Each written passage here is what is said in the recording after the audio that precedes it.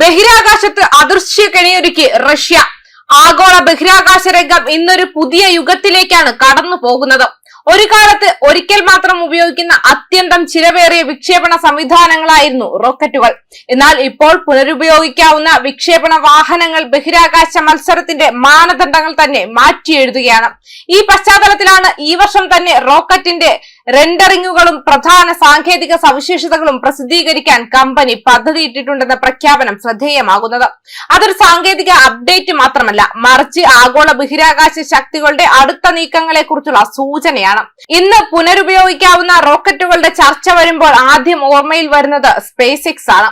Elon മസ്കിന്റെ നേതൃത്വത്തിൽ വികസിപ്പിച്ച ഫാൽക്കൺ 9 ലോകത്തെ ഏറ്റവും വ്യാപകമായി ഉപയോഗിക്കപ്പെടുന്ന പുനരുപയോഗിക്കാവുന്ന വിക്ഷേപണ വാഹനമായി മാറിക്കഴിഞ്ഞു.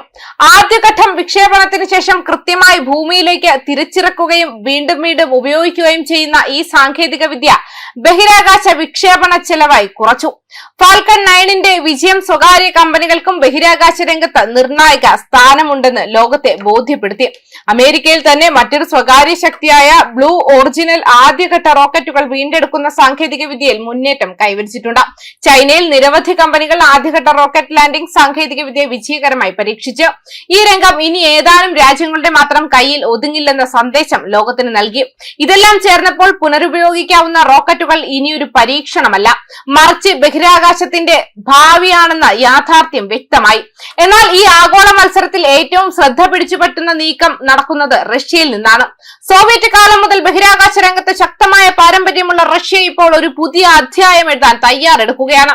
റഷ്യ വികസിപ്പിച്ചുകൊണ്ടിരിക്കുന്ന പുനരുപയോഗിക്കാവുന്ന മീഥേൻ ഇന്ധന റോക്കറ്റായ അമൂർ LNG ലോക ബഹിരാകാശ സമൂഹത്തിന്റെ ശ്രദ്ധ ആകർഷിക്കുന്ന ഒരു പദ്ധതിയായി മാറിയിട്ടുണ്ട്.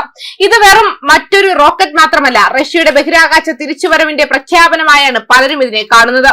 അമൂർ LNGയുടെ ഏറ്റവും വലിയ പ്രത്യേകത അതിന്റെ ഇന്ധനവും ദീർഘകാല ദർശനവുമാണ്. മീഥേൻ ഇന്ധനം ഉപയോഗിക്കുന്നതിലൂടെ റോക്കറ്റ് എഞ്ചിനുകളുടെ ആയുസ് വർദ്ധിപ്പിക്കാനും പരിപാലന ചെലവ് കുറയ്ക്കാനും പരിസ്ഥിതിക്ക് കുറച്ച് ദോഷം ചെയ്യുന്ന വിക്ഷേപണങ്ങൾ സാധ്യമാക്കാനും കഴിയും. ഇത് സാങ്കേതികമായി മാത്രമല്ല, തന്ത്രപരമായി റഷ്യയെ മറ്റൊരു തലത്തിലേക്ക് ഉയർത്തുന്ന നീക്കമാണ്. നിലവിലെ കണക്കുകൾ പ്രകാരം 2028ഓടെ ഈ റോക്കറ്റിന്റെ വികസനം പൂർത്തിയാകുമെന്നും 2030 ശേഷം ആദ്യ വിക്ഷേപണം സാധ്യമാകുമെന്നും പ്രതീക്ഷിക്കുന്നു. ഈ സമയരേഖ തന്നെ റഷ്യ ഈ പദ്ധതിയെ എത്ര ഗൗരവത്തോടെയാണ് മുന്നോട്ട് കൊണ്ടുപോകുന്നത് എന്നതിന്റെ തെളിവാണ്.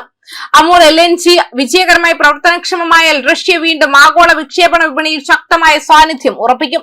ഒരു കാലത്ത് ലോകത്തെ വിസ്മയിപ്പിച്ച സോയൂസ് റോക്കറ്റുകളുടെ പാരമ്പര്യം ആധുനിക പുനരുപയോഗ സാങ്കേതിക വിദ്യയുമായി ചേർത്ത് പുതിയ തലമുറയിലേക്ക് കൈമാറുന്ന ഒരു ഘട്ടമായിരിക്കും ഇത്. അമേരിക്കയും ചൈനയും തമ്മിലുള്ള കടുത്ത മത്സരത്തിനിടയിൽ റഷ്യ സ്വന്തം ശൈലിയിൽ സ്വന്തം സാങ്കേതിക ആത്മവിശ്വാസത്തോടെ രംഗത്തിറങ്ങുകയാണ്. ഇതൊക്കെയായി നോക്കുമ്പോൾ പുനരുപയോഗിക്കാവുന്ന റോക്കറ്റുകളുടെ ഭാവി ഇനിയൊരു ആശയം മാത്രമല്ല, ഒരു അനിവാര്യ യാഥാർത്ഥ്യമാണ്. എന്നാൽ ആ ഭാവിയിൽ റഷ്യ ഒരു അനുയായി മാത്രമാകില്ല, മറിച്ച് മത്സരത്തിന്റെ താളം തന്നെ മാറ്റുന്ന ഒരു ശക്തിയായി മാറാനുള്ള സാധ്യതയാണ് അമൂർ LNG തുറന്നു വെക്കുന്നത്. വരാനിരിക്കുന്ന വർഷങ്ങളിൽ ഈ റോക്കറ്റിന്റെ റെൻഡറിങ്ങുകളും സാങ്കേതിക വിശദാംശങ്ങളും പുറത്തു വരുമ്പോൾ അതൊരു പദ്ധതിയുടെ അപ്ഡേറ്റ് മാത്രമാകില്ല, റഷ്യ വീണ്ടും ബഹിരാകാശ വേദിയിൽ ശക്തമായി തിരിച്ചെത്തുന്ന നിമിഷത്തിന്റെ തുടക്കമായിരിക്കുമെന്നും വ്യക്തമാക്കിയിട്ടുണ്ട്. ന്യൂസ് ഡെസ്ക് കർമ്മ ന്യൂസ്.